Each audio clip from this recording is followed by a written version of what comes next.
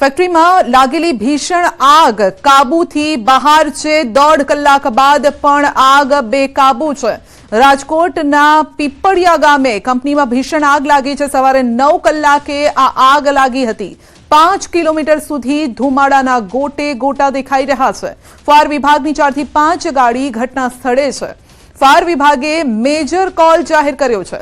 સ્થાનિક અધિકારીઓ પણ ઘટના સ્થળે છે અને ભીષણ આગ લાગતા કર્મચારીઓ જીવ બચાવીને ભાગ્યા હતા।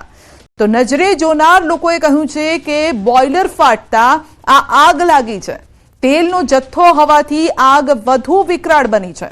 તો રાજકોટના કુવાડવા નજીક પીપળિયા ગામે ફૂડની ફેક્ટરી આવેલી છે જેમાં આગ લાગી છે। તો અતિ વિકરાળ સ્વરૂપ ધારણ કર્યું છે। સવારે 9 વાગે આ આગ લાગી હતી અને જેવો જ ફાયરને કોલ મળ્યો 20 મિનિટમાં ફાયરની ટીમ ત્યાં પહોંચી ગઈ છે। એટલે લગભગ 10-11 વાગ્યાથી આ આગને બુઝાવવાનું કામ ચાલી રહ્યું છે પરંતુ હજુ પણ આ આગ કંટ્રોલમાં નથી આવી રહી। કેમ નથી આવી રહી તો તેની પાછળની જે આશંકા છે વ્યક્ત કરવામાં આવી રહી છે કારણ કે આ ફૂડ ફેક્ટરી છે જેના કારણે તેલનો તેમાં જથ્થો હોઈ શકે છે। પેકેજિંગનો જે સામાન હોય એ પણ કદાચ અંદર હોઈ શકે છે। એટલે પેકેજિંગ માટે પેપરના જે પુઠ્ઠા હોય છે એનો કદાચ ઉપયોગ થતો હોય અથવા તો પ્લાસ્ટિકના રેપર્સ હોય એનો ઉપયોગ થતો હોય। તો આ બધી જે વસ્તુઓ છે જેના કારણે આ આગ વિકરાળ બની છે અને કાળા ધુમાડાના ગોટે ગોટા ઉડી રહ્યા છે। હવે અંદર કયો સામાન હતો જેના કારણે આ આગ વધુ વિકરાળ બની રહી છે તે જાણવા માટે પણ આપણે જઈશું રાજકોટ। પરંતુ અત્યારે આપણે જણાવી દઈએ કે સવારે જ્યારે કર્મચારીઓ કામ કરતા હતા 7 વાગ્યાની આસપાસની શિફ્ટ હતી કર્મચારીઓની। 7 વાગે કંપની ઓપન થાય છે ત્યારે 40 થી 50 કર્મચારીઓ અંદર કામ કરતા હતા।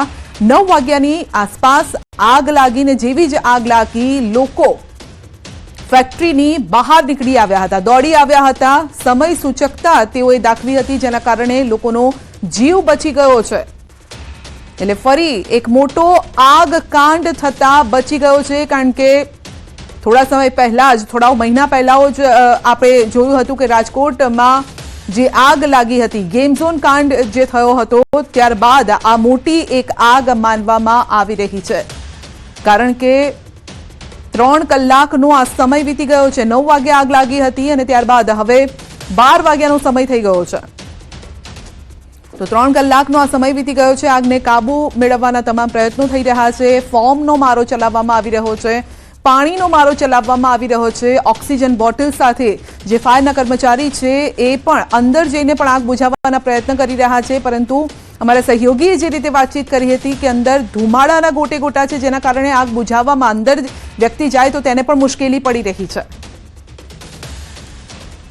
મેં તરત ફાયર બ્રિગેડમાં જાણ કરેલી અને જેટલા મેક્સિમમ ફાયર બ્રિગેડના જે વાહન છે એ પહોંચી શકે એવી વ્યવસ્થા કરાવેલી છે અને અત્યારે તમે જોઈ શકો આગ ઉપર કાબુ મેળવવાના પૂરતા પ્રયાસો ચાલુ હતા। અંદરથી બચાવવામાં કેટલા લોકોને આવ્યા છે?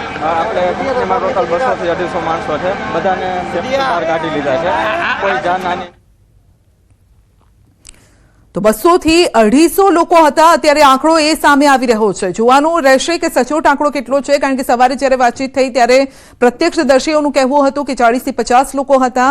હવે અત્યારે જે આંકડો આવી રહ્યો છે કે 200-250 લોકો કામ કરતા હતા। કેટલા લોકો સવારની શિફ્ટમાં હતા તે પણ જોવા જેવું છે।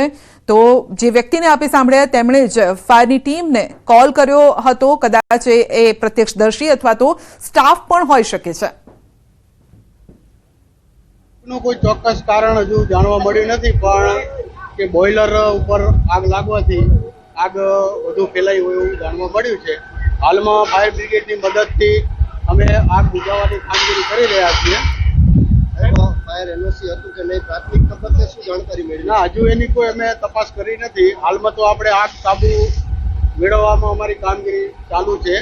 કોઈ માનવ મૃત્યુ થયું હોવાનું અમારા ધ્યાનમાં આવેલ નથી। માલ મિલકતને નુકસાન થયું હોય એવું જણાય છે।